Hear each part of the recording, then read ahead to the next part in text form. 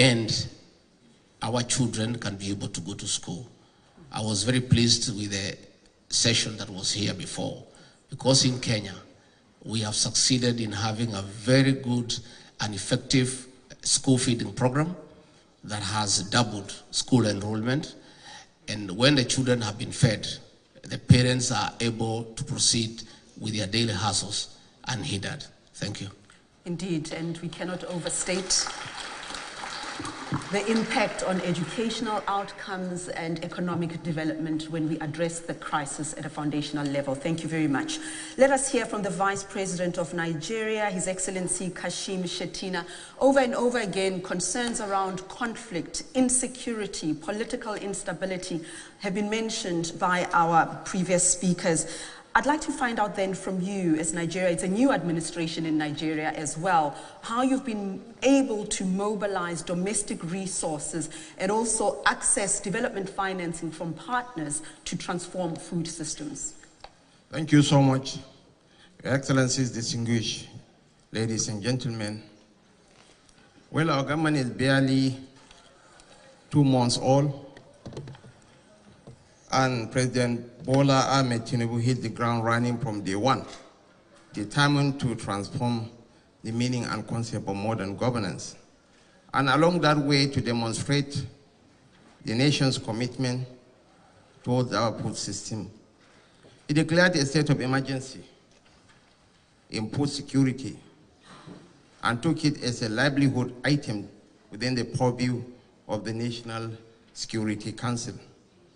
And we had two albatrosses around our necks: subsidy on petroleum and multiple exchange rate system. And we withdrew the subsidy on petroleum from day one, just like President Ruto did in Kenya. And to mitigate the effects of the subsidy removal, the government embarked on immediate release of grains and fertilizers to mitigate the effects of the subsidy removal.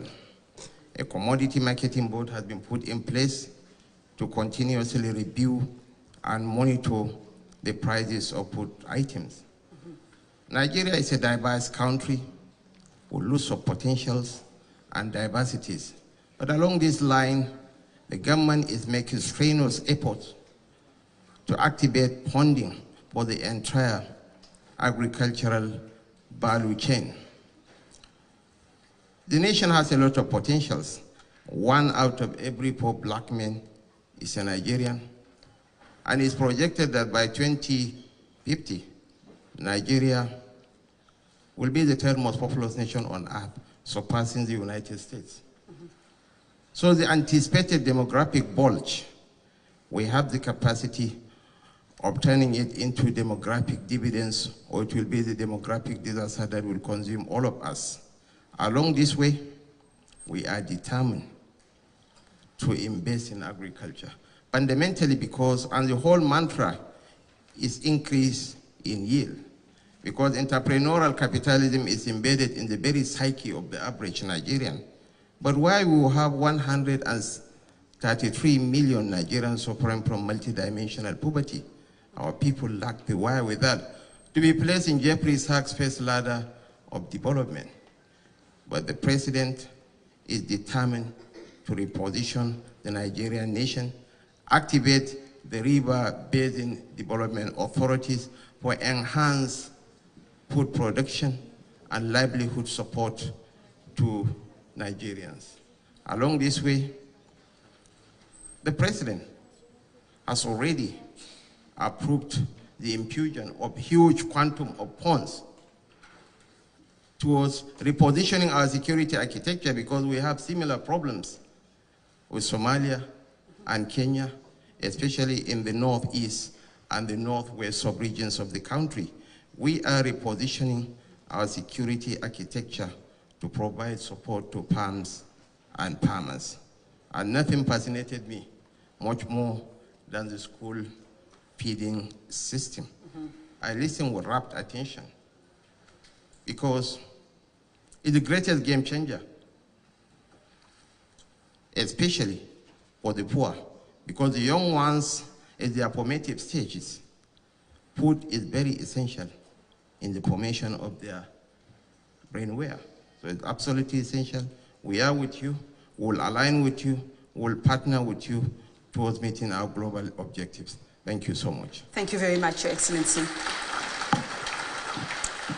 And along the same themes, Your Excellency, Prime Minister of Niger, talk to us then about your country's challenges, your experiences in mobilizing domestic and external financing to transform food systems in your country, and what other challenges you are facing along the route, and what is working as well.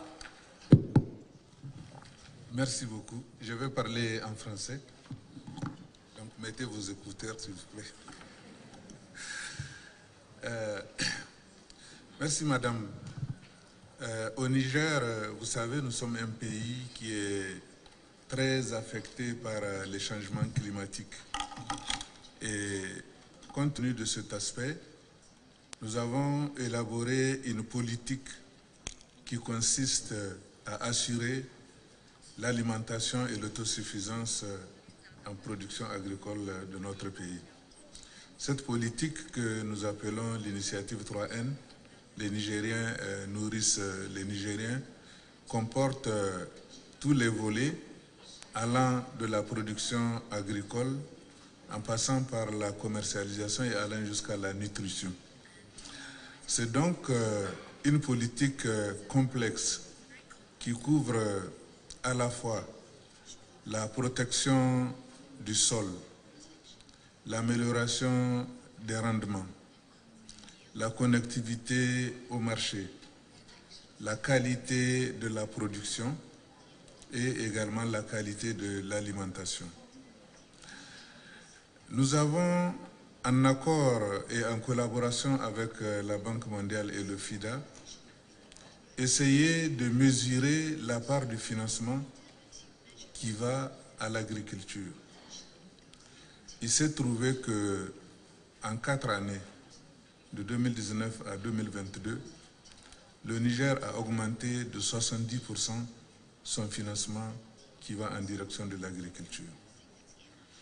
Sur ces 70%, 40% sont consacrés à l'investissement agricole,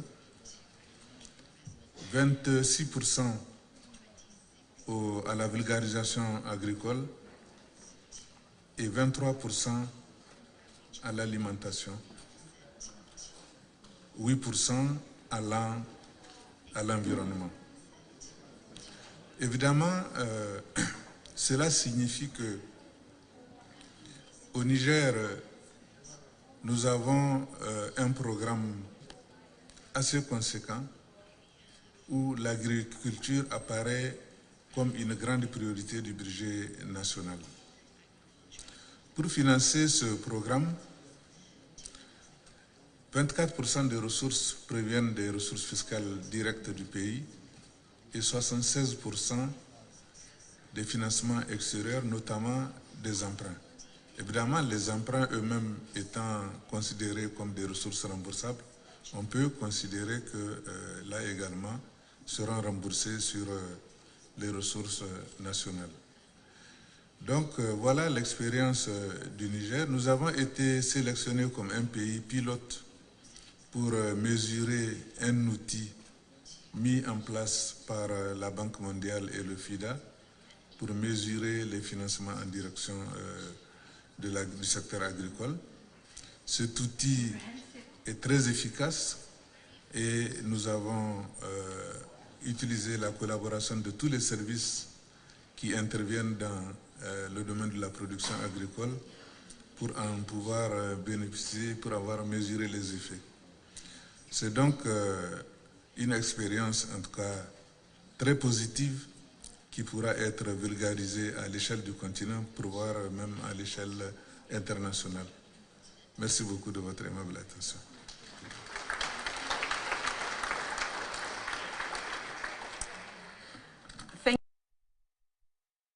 In on a secret. I cannot tell you how excited IFAD and the World Group Bank are about this tool, and you have touched on it. We're going to elaborate on it in the second segment because it speaks to exactly what I was trying to say earlier, that we're not just talking, that there is a tool, it does work, there are solutions, and Niger is an exciting case study. We'll hear more from you about that later on. Thank you very much, Your Excellency.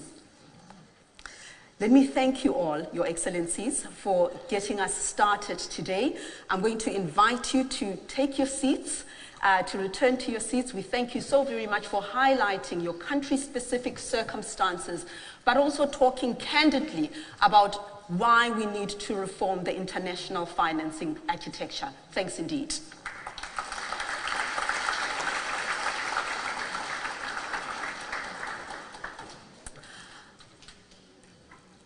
Thank you. I would like now to invite the president of IFAD to join me on stage. Alvaro Lario, please come on stage. Thank you.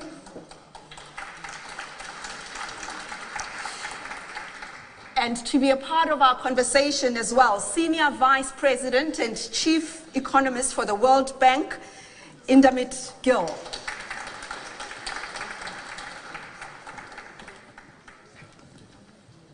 Thank you.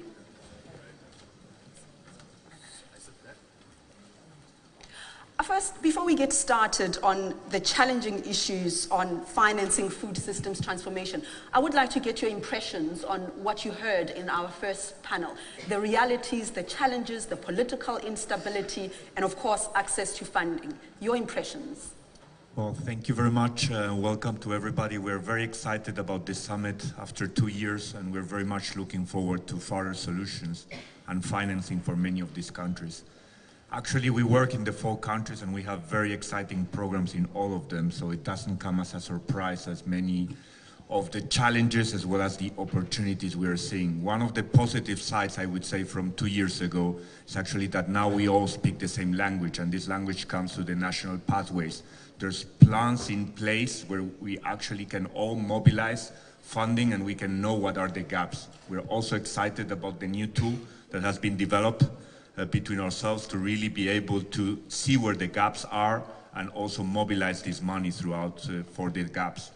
The Prime Minister, President, they were mentioning also how much it has changed during the last years. If we think about it, we have had further conflicts, a big war, we have seen a pandemic, inflation, so the challenges have been massive. At the same time, we have also been much more aware that we are all very interconnected and that the challenges that happen in one place in the world are affecting many others. So this also can bring us together. So we're very much looking forward to continue mobilizing financing and seeing how we can support and invest in many of these transformations. Thank you. Indamit, your impressions first. So I would also like to start by thanking IFAD and especially Alvaro for this excellent collaboration that has led to this session. And I was struck by what the leaders from African countries said. So I was struck also, ma'am, because before we get into the structural issues that are slowing down the food systems transformations, there are, so I just want to talk about a few things that make this problem very urgent, as my president mentioned. So in the first quarter of this year, we actually published the World Bank's Commodity Markets Outlook, that reported that domestic food price inflation in emerging markets and developing economies was 20% in the first half of this year. And so you might ask, how is this consistent with all the reports that you're reading, that food prices were expected to fall by 8% this year and 3% next year and so on? And the reason is that when you read about global food prices in the Financial Times and the Wall Street Journal and so on, they are cited in dollars, right? But when consumers in countries like Niger, countries like Nigeria and Somalia and others pay, they pay in domestic currencies. So they pay in Pakistani rupees or Egyptian pounds or Ghanaian cedi, right? And so if these, so you can get food prices falling in dollars, but if these currencies have then depreciated, what you end up with is domestic food price inflation that can be massive. So for example, if you look at these 3 countries, Pakistan and Egypt and Ghana, they had among the 5 worst performing they had the 5 worst performing currencies in the first half of this year. They had essentially depreciation of more than 30-40%. Now, the other thing is, of course, that we are talking about falling inflation rates, right? But it means that prices are just going up more slowly, right? They're still going up, right? And so if you look at the global food price index in inflation-adjusted terms, it will remain at the second highest level since 1975. Okay? So you have very, very high food prices. And the reason why it's the second highest is because last year was the highest. Okay? So you have very, very high food prices. So that is the reality of food prices. And we now have 2 or 3 things happening at the same time. The first one, of course, is the war in Ukraine and some of the changes that happened last week that will probably lead to an increase in the price of wheat. And then you have developments in Asia where you actually have bans on rice prices. And by the way, you can't even fault the governments for actually doing this because climate change is making yields drop over time. So we have these 2 agendas, ma'am. We have the first agenda is this immediate price increase thing. And the second, of course, is that we have the longer term structural issues, especially climate change, which is leading to these price increases over time. All right, so you've given us a sense of where we stand on financing food system transformation. But I guess the big question, especially the people who were mentioned in the first segment, the poorest of the poor, the people who are in the lower rungs of this ladder, they want to know, is the global community and the private sector, are they living up to the challenge of transforming the international financing system, of increasing financing so that food systems are indeed transformed? Are we rising up to the occasion here? Passing the buck, I'm going to come back to you. Alvaro? Well, let me start by perhaps answering the question on the cost, because I think it's very important. I think one of the messages I would like to give today is that the cost of inaction is much higher than the cost of action. We saw in the video we were discussing around the estimates of the World Bank of around 400 billion annually. But the costs that were also presented were 12 trillion. The 12 trillion, if you decompose them, you see 6 trillion in terms of public health costs. You talk about 3 trillion of environmental costs, 1 trillion in terms of food waste. So I think the numbers we're talking about are massive. And the type of investments that we need are also a fraction of that. We're talking, the tool will tell us later that we're talking around more than 40 billion per year in ODA, which is still a tiny fraction of the overall investments that goes to food systems. Only around 10, 11 billion to agriculture, 15, 16 billion going to emergency assistance. So still we see some imbalances. And I think the president of Somalia made it very clear that if we really want to take people out of hunger, out of poverty, we need also investments. We just don't only need assistance. When you're talking about the poor, that's something that we very much stress. It's not enough with having investments or with giving food aid. Those investments need to be very much focused on pro-poor rural policies, on the bottom 20%. And this is starting to be understood by many of the big international financial institutions. It's being understood in many cases by governments on the bilateral aid. We need to focus on investments, not only assistance, on investments on that bottom part of the pyramid. Any investment needs to make sure, when we're talking about access to markets, about value chains, how is it affecting the ones that are in poverty? I would like to not just to talk about subsistence farming, but actually about productive farming, about small-scale producers. How can we get many of them into these global value chains? How can we make sure that the investments are really touching the lives of those and not just of the bigger type of entities? And how does the World Bank respond to that same question? So I guess in a somewhat complementary way, which is that, so I've been speaking with my colleagues in the agricultural global practice, and they tell me that the world spends about $800 billion each year on public support to agriculture, right?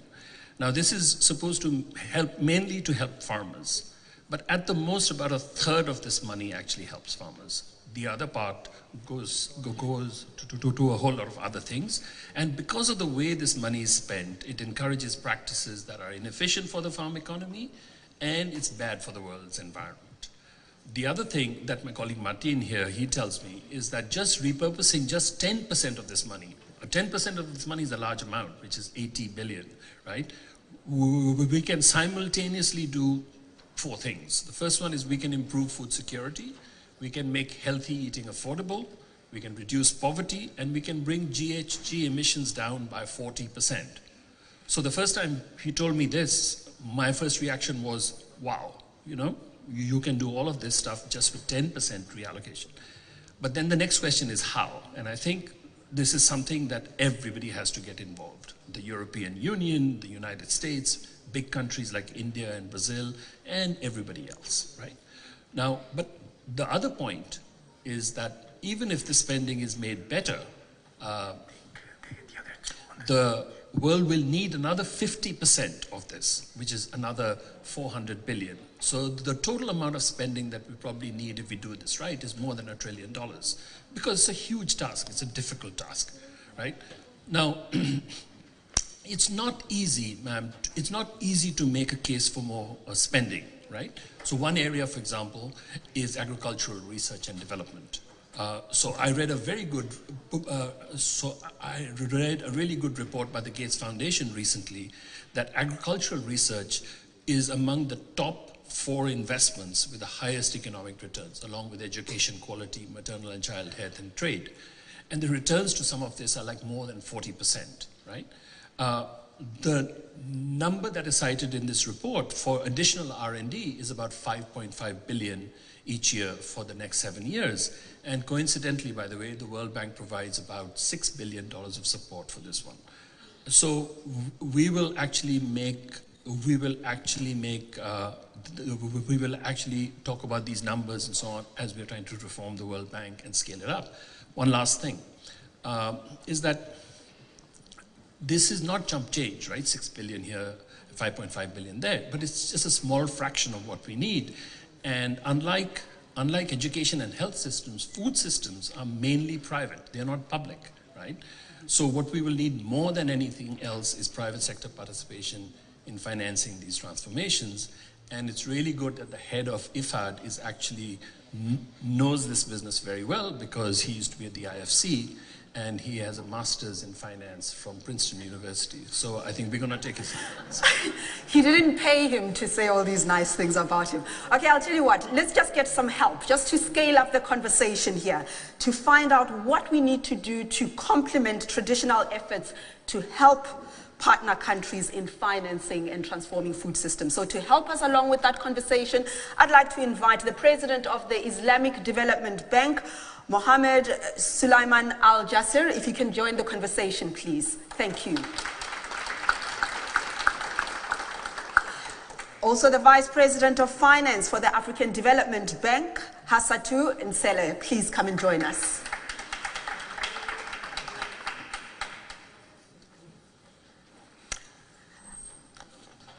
Let's start with the President of the Islamic Development Bank. The challenges, the potential to reform the international financial architecture. Do we have scope and space to be innovative here? What tools are we using? Bismillah ar-Rahman ar-Rahim. Thank you very much first for inviting me to participate in this August forum that I hope will provide some lessons we can all take home and act upon. We at the Islamic Development Bank have 57 member countries. 29 of them are least developed. So we know what poverty is. We know what development or underdevelopment means. Most importantly, it's really basic infrastructure that needs to be addressed non-stop, continuously. I mean, I was in the Gambia and the president was telling me, you know, thank you, Mohammed. It used to take us 12 hours from this village to this village by car. You gave us a loan, we built this highway, now it only takes 4 hours. So it was transformational in terms of even moving food and people and all of that. Well, but challenges, as was mentioned, get multiplied with the climate change now. So the farmers are not only dealing with basic infrastructure or transportation, but climate change.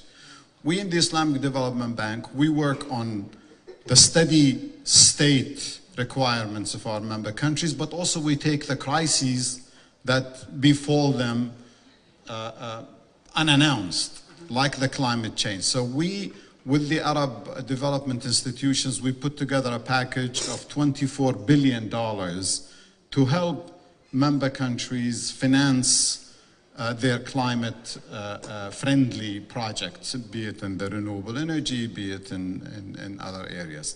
Of course, the food problem is a very serious one. You need the calories because before you can do anything else, be it education or what have you. So we put together also a package of $10.5 billion last July. Now it's been almost a year. And that is basically to finance, 1/3 of that is to finance restocking of basic foods and grains. And the rest is supposed to go to finance development of agriculture. Because to tell you the truth, as an economist, now this is a confession, I think we failed in forgetting that agriculture is the most important ingredient of any economic development program. I mean, some very poor countries were spending money on steel mills when their basic agriculture is still not feeding its own people. We know from economic history, and those countries that have made it, they first kept people on the land. So they are on the land. They're not moving. They're not migrating. Yesterday we were talking about migration.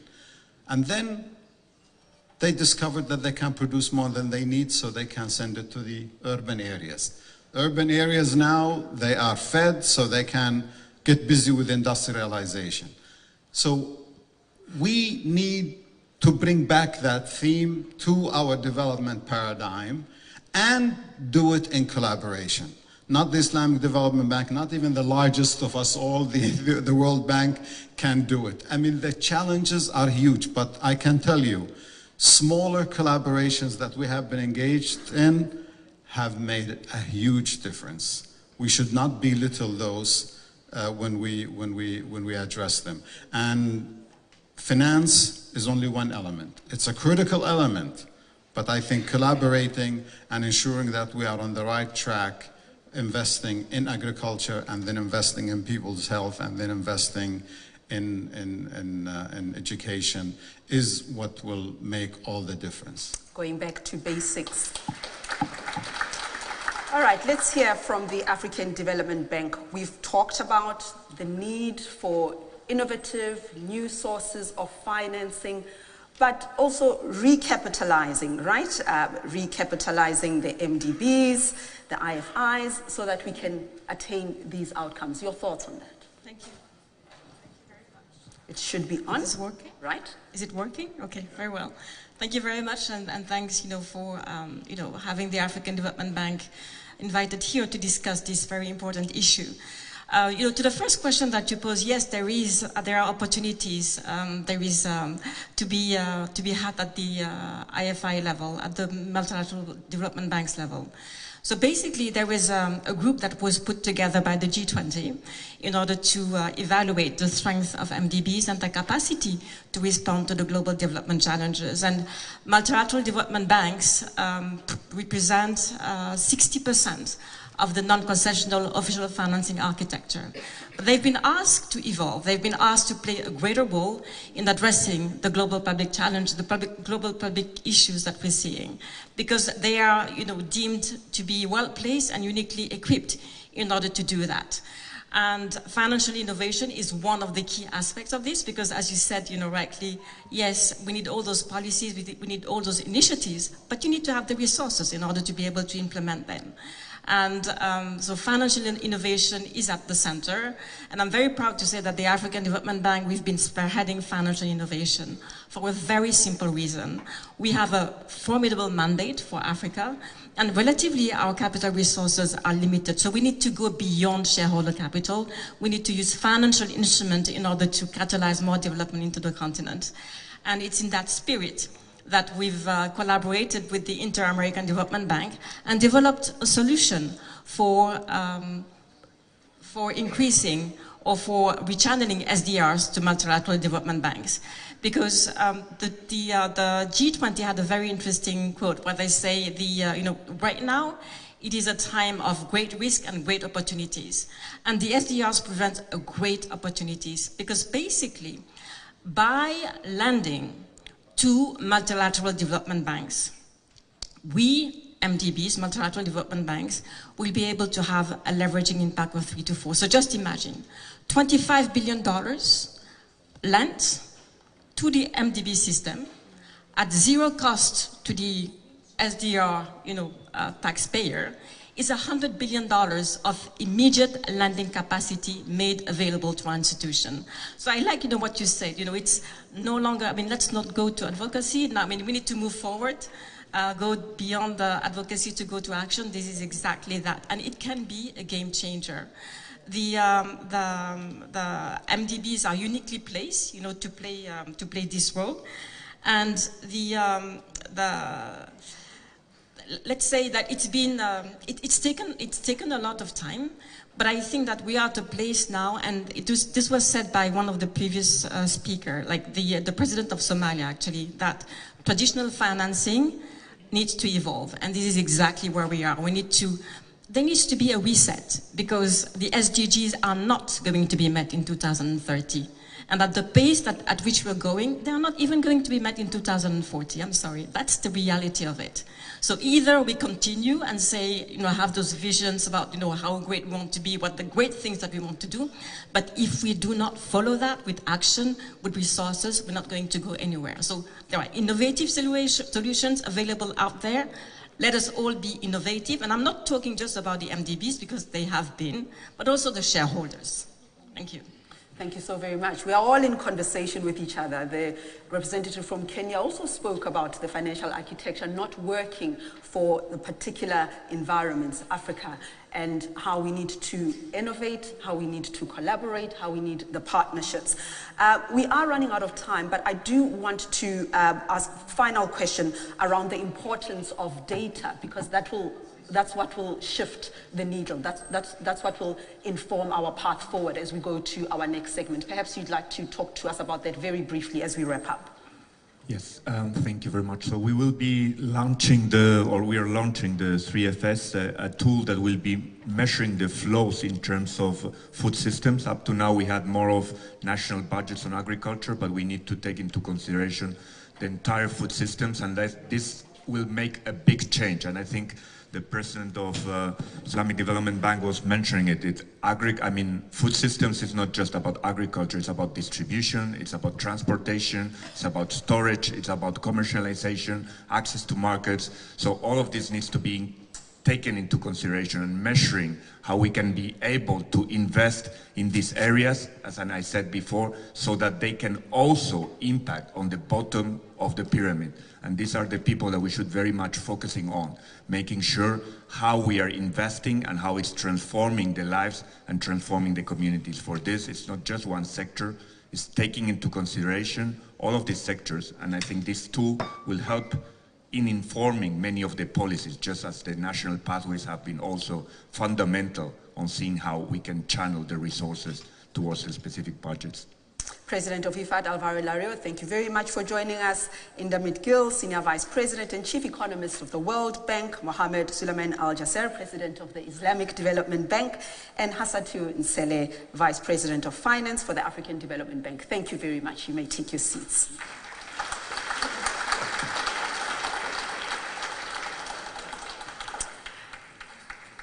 And if I may ask for you to get ready as my panelists are leaving the stage, the Prime Minister of Niger, Ministers of Peru, Norway, Secretary of State for France, plus the Gates Foundation, if you can prepare and come forward. The Prime Minister of Niger, His Excellency Mamadou Oumoudu, if you can rejoin us, sir.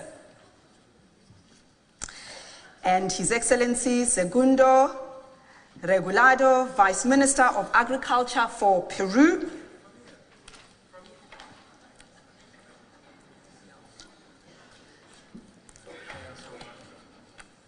we'll figure out where to sit.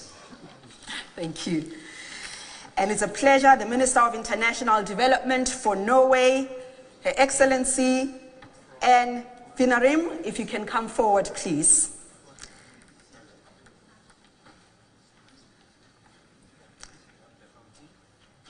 We have the Secretary of State for France. Norway, yeah. I like that you are so proactive, Secretary of State for France, Her Excellency Chrysula Zakharopoulos. Welcome. And of course, Roger Foris, Vice President of the Gates Foundation. They're exchanging business cards, I saw that.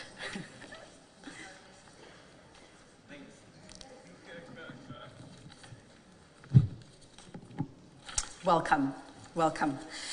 We've been hearing a lot about the case study, Niger, because it has been such an exciting development. It is a demonstration of what happens when we collaborate, when we partner with each other, and when we innovate. And so you will see, ladies and gentlemen, from the data that will be presented, we will explore the significance of the new 3Fs tool that can be applied to any country, but has been piloted in several countries, including Niger and Peru.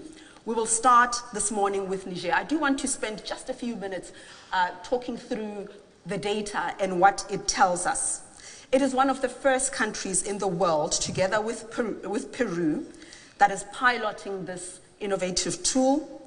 IFAD and the World Bank have been developing it with other support from FAO, OECD, GAIN, ICA, and ITA, to help countries target and mobilize financial flows for food systems transformation. Now, the 3Fs aims to give decision makers like you real-time data on financial flows to food systems. I've been informed that the 3Fs are really based on the basic principle that impactful financing decisions are a function of both timeliness and quality of financial information. Let's just look at some of the results of the 3Fs prototype and what it actually means for Niger. It looks at domestic funding, and you've also heard about ODA, how this is being delivered to transform food systems. And we'll hear the question of Niger. Let us start with you then, Your Excellency. So the trend of government financing, you touched on it in your opening address. The trend in the spending of the government of Niger on food systems, despite a global context of crises that we've been speaking about, the war, we're just coming out from a pandemic. Niger has increased. It has actually increased domestic research mobilization, which is government spending to food systems by 69%, almost 70% increase of the past 4 years. How did you achieve that? Merci beaucoup. Effectivement, le Niger est un pays qui fait face à de nombreux défis. Comme vous le savez, nous sommes un pays qui est très affecté par les changements climatiques, de par notre position géographique, juste au sud du Sahara, en plein milieu du Sahel. Et compte tenu de cela, avec l'élévation de la température, le Niger fait face à un défi énorme de changement climatique. À cela s'ajoute le défi sécuritaire, puisque vous savez que nous sommes un pays affecté par l'insécurité liée au terrorisme, notamment à l'ouest de notre pays, à l'est également, à la frontière avec le Nigeria. Et également, donc, nous sommes voisins des pays qui sont actuellement dans une situation assez difficile, notamment le Mali et le Burkina Faso. Malgré cela, nous tenons bon, effectivement, comme vous l'avez dit, comment se fait-il que nous puissions investir autant d'argent dans l'agriculture? Cela est lié à notre politique, l'initiative 3N, qui est une priorité nationale, qui fait partie des 7 grandes priorités que j'ai définies dans ma déclaration de politique générale. Et du fait de cette priorité qui consiste à améliorer la production agricole de façon à ce que, comme son nom l'indique, les Nigériens puissent nourrir les Nigériens, nous consacrons beaucoup d'argent au développement agricole. Et c'est ainsi que, effectivement, comme vous l'avez constaté, en 4 ans, nous avons augmenté la part du financement qui va à l'agriculture de 70%. Your Excellency, more money is absolutely great. Of course, we all need more money. We need more money to transform food systems. But just talk to us then about what the government is spending this money on. Where is this money going? Évidemment, pour transformer notre agriculture, nous devons investir dans l'outil de production agricole, c'est-à-dire d'abord la domestication de l'eau. Nous avions une agriculture traditionnelle qui était basée sur la pluie. Maintenant, nous passons progressivement à une agriculture où l'eau est domestiquée, l'eau de surface d'abord à travers les barrages et les seuils d'épandage, mais aussi l'eau du sous-sol, car le Niger est un pays qui est très riche en eau de sous-sol, que ce soit les nappes de faible profondeur ou les nappes de profondeur beaucoup plus importante. Le Niger est un pays qui est un réservoir d'eau souterraine. Et donc, nous avons ce système de capture d'eau pour lesquels nous investissons également beaucoup d'argent. Nous avons également d'autres domaines dans lesquels nous investissons beaucoup. C'est la protection de la terre, mais aussi la connectivité, que ce soit les routes, la création des marchés, et également dans la transformation agricole. Et donc, cela fait que nous investissons 40% de notre ressource affectée à l'agriculture, à l'investissement.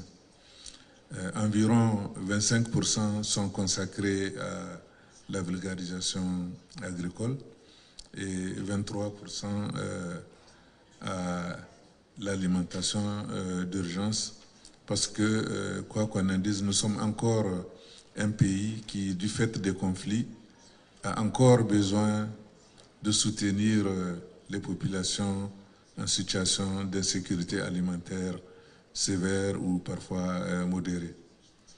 Voilà donc ce que nous faisons avec notre argent. Merci beaucoup. So transformative investments, emergency events. I'd like to find out then from you again, Your Excellency, before I bring in my panelists. We are in a very tight fiscal situation. We've spoken about the impact of the war, the pandemic, and we know that Niger is a low-income country. How are your partners supporting you in this journey, and what more would you like to see? Effectivement, nous avons beaucoup d'appui de la communauté internationale, notamment les institutions multilatérales de financement comme la Banque mondiale, la BAD, mais aussi les institutions bilatérales comme l'Agence française de développement. Ces institutions nous financent à travers des prêts à des taux très concessionnels qui nous permettent effectivement de pouvoir booster notre agriculture. Indépendamment de ces frais, nous avons également aussi des appuis budgétaires qui proviennent de ces institutions multilatérales et des institutions bilatérales ainsi que de la coopération bilatérale. Donc, globalement, sur les financements que je viens d'indiquer, nous avons 75% qui viennent de la communauté internationale à travers les prêts et aussi à travers les aides bilatérales et multilatéral. 24 à 25% proviennent directement des ressources budgétaires nationales. Thank you, Excellency. Let's bring in Peru here. I understand that you are also piloting the 3FCs and actually considering implementing them at a regional level. How important is this data for you? Perú. Sí, muchas gracias. Qué grato y necesario tener estos espacios para poder compartir, debatir, compartir temas de interés nacional, regional, nacional, mundial, ¿no? Efectivamente, previo a esto, quería comentar que el Perú en el año 2021 asumió el compromiso de transitar hacia sistemas alimentarios sostenibles, con el único objetivo de llegar al 2030 con la finalidad pues, de formalizar y cumplir con el objetivo de desarrollo sostenible, hambre cero. Para ello, pues, estamos trabajando intensamente. Es cierto, el sector agrícola en el Perú ha sido fuertemente golpeado, hemos tenido el COVID, hemos tenido el tema climático. En los últimos meses, este año Perú ha sido fuertemente golpeado por el tema de las lluvias, las inundaciones, la sequía, las heladas. Sin perjuicio de ello, nosotros venimos trabajando y qué importantes son estas alianzas para poder pues sacar adelante el sector agricultura, ¿no? Lo comentábamos y siempre decimos, sin agricultura pues no hay alimentación. Y Perú es un país que se caracteriza por brindar pues, tema de alimentos a nivel regional y a nivel mundial.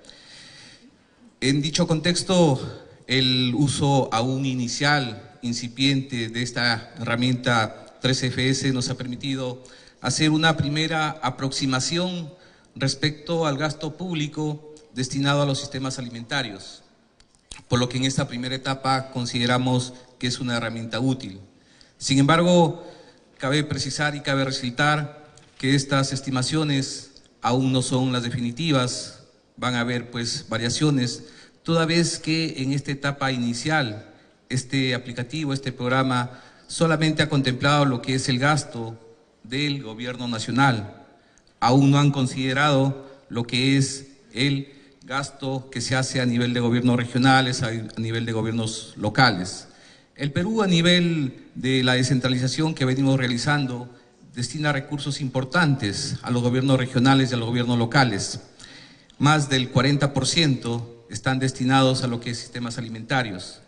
Entonces, consideramos que con esta data, con este porcentaje, estos resultados después, al finalizar, van a variar considerablemente. Entonces nosotros estamos seguros que así será y estas cifras iniciales que tenemos van a tener una variación significativa. Nosotros recordemos y quiero resaltar que el marco del proceso de centralización, nosotros ya lo comentaba, tenemos más del 40% designado a lo que es gobiernos regionales y locales. La metodología utilizada en este aplicativo está destinada en 5 pilares: desarrollo agrícola y cadenas de valor, infraestructura para los sistemas alimentarios, nutrición y salud, asistencia social, acá en la que se incluye lo que es ayuda alimentaria de emergencia, tan importante en estos últimos tiempos, y medio ambiente y cambio climático. Los recursos nacionales son la principal fuente pues, de financiación de los sistemas alimentarios. Sin embargo, nosotros esperamos que el tema de la ayuda y la cooperación internacional logre incrementarse y lograr pues, esta importante intervención que tuvo prepandémica. Cabe mencionar que el principal pilar de asistencia social que nosotros tenemos por parte de los recursos del Estado pues, es respecto a la asistencia social en sistemas alimentarios en el Perú.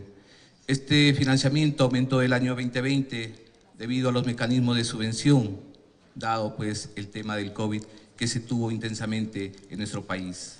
I must come in there so we can get more comments. We get lots of contributions and lots of insights from the other countries. We thank you for sharing your experiences in Peru. Let us hear now from Norway.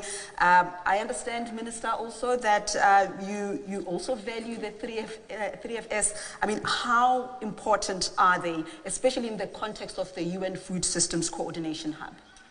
Thank you so much, and thank you for inviting me to this very important and interesting panel, and I congratulate Niger and Peru on their very interesting accounts.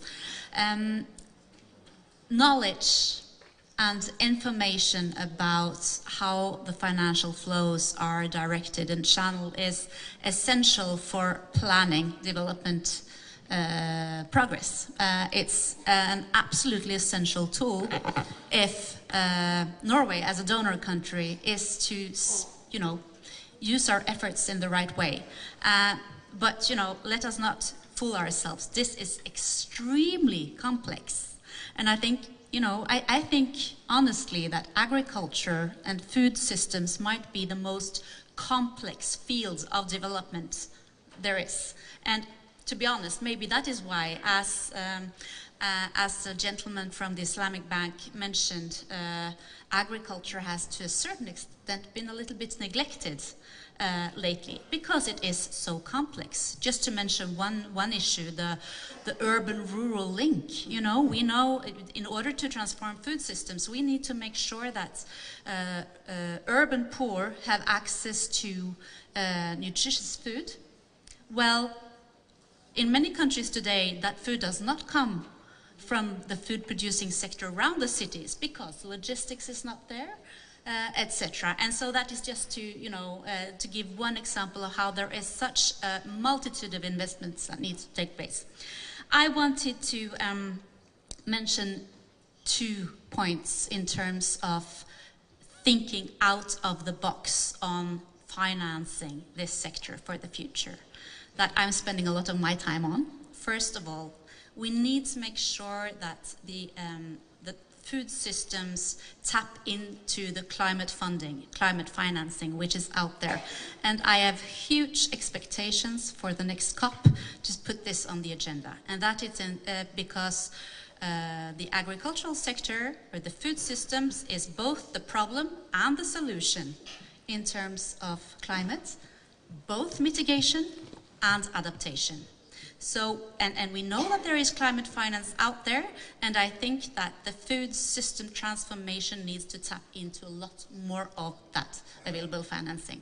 The second is how to get private investments also to the least developed countries, because every smallholder farmer is a potential businessman, and he's a private businessman. So how do we get investments out there? And I think there is a lot of potential still to investigate risk reduction measures. We have seen it working in other sectors, but there is still a lot of potential for me as a Minister of International Development to use that limited ODA funding to take off some of the risk of private investments so that they see it profitable to go into also difficult sectors like the food producing sectors and the food processing industries in least developed countries. Thank you very much for your passion and strident position. Yeah. France's name has come up as a partner, and I would like to invite France then to comment on a theme that we touched on with the African Development Bank, recapitalizing MDBs and IFIs, leading to concrete examples. We want to see and know how you are a champion in this era. We need funding for IFAD. We need it all directed to low and middle income countries. Your comments, France. Merci. Merci beaucoup. Moi aussi, je vais parler en français. Alors, tout d'abord, je voulais dire qu'effectivement, la France est convaincue que les attentes des ODD impliquent une évolution profonde des systèmes financiers. Et c'est ça que nous avons aussi... c'est pour cette raison que le président de la République a organisé à Paris ce sommet pour le nouveau pacte financier. Et je remercie beaucoup parce que nous avons commencé tous ensemble, en s'aimant avec le président Ruto, le président Tinubu, le président Bazoum et beaucoup des autres, avec vous, Sir Alvaro. Et on va poursuivre cette mobilisation aussi au sommet climat de Nairobi. Qu'est-ce que je veux dire? Parce que c'est vrai, tous les interlocuteurs, ils ont dit que nous avons besoin, ça c'est un constat, de financement. Mais la question, c'est pas seulement avoir plus, mais comment on peut faire mieux. Et là, je voulais dire que on sait très bien qu'on a des besoins qui sont très, très élevés, car la situation depuis les sommets sur le système alimentaire de 2021 elle a totalement changé après la crise du Covid, mais sans oublier les catastrophes climatiques, mais aussi la guerre d'agression russe en Ukraine, qui aggrave encore cette situation avec les récentes retraites russes de l'initiative céréalière de la mer Noire. Et encore, c'est une cynique expression pour les pays, surtout les plus vulnérables. Alors, qu'est-ce qu'on peut faire? Comme vous avez dit, je pense que comme les besoins explosent, il faut être créatif, il faut aussi avoir des initiatives politiques fortes. L'aide publique au développement, c'est important, mais ça ne suffit pas. Les investissements publics sont importants. Et là, je salue aussi le travail de la coalition des banques, comme vous avez dit, du développement avec les FIDA. Mais il faut mobiliser les financements privés et de nouvelles ressources de financement. C'est ça qu'on a cherché à faire à Paris. Et comme vous n'avez pas beaucoup de temps, moi je voulais simplement dire que nous, la France, on travaille et on reconnaît la place centrale du FIDA. Et c'est pour ça que nous avons augmenté nos contributions de 50% et pour la période 2022-2024. Et nous sommes avec l'Angola, et là je fais même plaidoyer pour dire qu'à Paris, nous aurons la reconstruction de 13e reconstruction des ressources du FIDA, et alors on vous attend à Paris. Il faut que tous on se mobilise pour que le FIDA puisse faire sa mission. Thank you. Let's hear then from the Gates Foundation how you've contributed to bringing about game-changing, catalytic investment in food systems. Thanks very much. It's really great to be here. And given this is a food system stock take and we're at time and it's standing before lunch, I'll try and be really quick because I don't want to stand in the way in the midst of a food system summit. But what I will say is a few things. One is, it is complex. The problem of food systems and the aspiration we have around increasing productivity, protecting nutrition and intensifying nutrition, and responding to a global climate crisis are really hard things to get done. But I would say that we've heard on the stage today that we understand the core elements that have to move forward, and there's good evidence around what those core elements are, and I'll lay out 3 of them just to be brief. One is there's insufficient financing going into this sector, and I just applaud France for the leadership it's just shown in June, where we worked with them around how we would actually increase that financing and where that would need to go. But that financing needs to be targeted in the highest value returns of where they can be for smallholders, because they are at the front line of where the crisis is coming. Already there are headwinds of productivity gains. And we have seen, even from our friends on stage today, from Niger, from Nigeria, from Kenya, from both all the multilateral development banks, from Peru, we must get yields up and we must invest in one of the biggest returns we have, which is research and development. We have the CGIAR. Every dollar invested in the CGIAR over decades returns $10 in economic benefit to local communities. This is one of our least funded elements of the architecture, and yet the returns are 10 to 1. So we must fund R&D. We must also get to understand where are the biggest investments going to be. Coming out of the Food System Summit, there was the creation of the HESET 2030. They are coming through with very good data of where the other big investments need to go. And I would say we need more investments in the data and the modeling, as we've heard, and then actually respond with the right kinds of policy interventions in that set. And the last one I would say is that as we think about the funding for it, as we heard from IFAD, only 1.7%, $10 billion, is reaching smallholder farmers.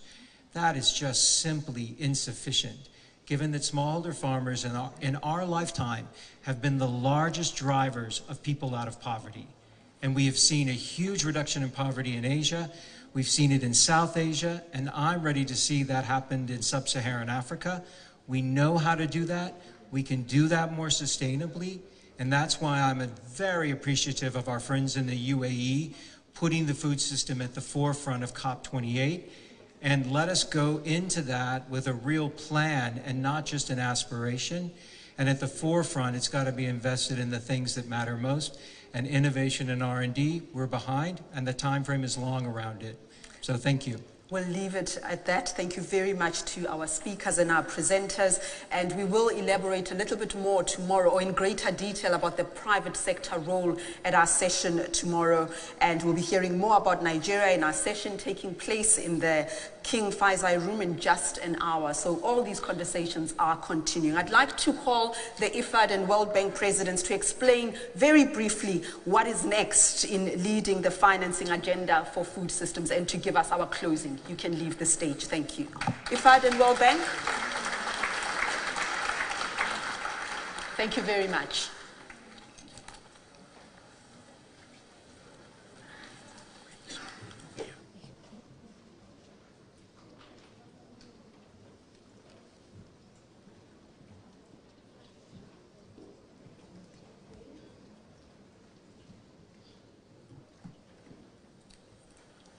That's it. That's the closure. In 2 minutes, what next, and the way forward.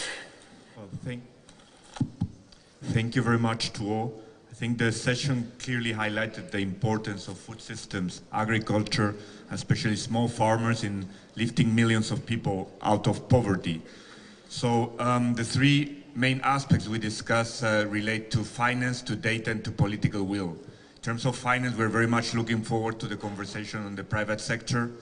I believe with the World Bank, I was recently also discussing with IFC. I think now there's the political will to really go to the bottom pyramid, to focus on investments in small-scale farmers, where it's from the private sector. I think what we also need is the political will, the regulation to make that happen. So in many cases, the right policies, like they were discussed, are very important. And finally, I would say also climate financing is also a very important aspect that was brought forward, especially for small-scale farmers, and data and R&D. So we will continue working with all of you in terms of informing the right policies, and I would say on how to mobilize climate finance and private sector financing to that last mile. Thank you. And from the World Bank, Mr. Gill? I've heard about the 3 N's, which actually indicate what happens when you have political leadership. You get, you actually get far more investments into agriculture, especially the right kind of investments. Then we have heard about the 3 I's actually from me. One is the first one that you have to improve the incentives so that the money that we are spending already goes to farmers instead of other people, especially smallholder farmers. The second is to actually encourage innovation, and I agree with a colleague from the Gates Foundation that I think the most important thing there is agricultural R&D. And then the third one, of course, is very important that we actually increase these investments, especially get the private sector in, because like I said earlier, this is a sector that is actually mainly a private sector. So for these 3 I's, we actually need a 4th I, which has to be information. So we need to know where this money is going.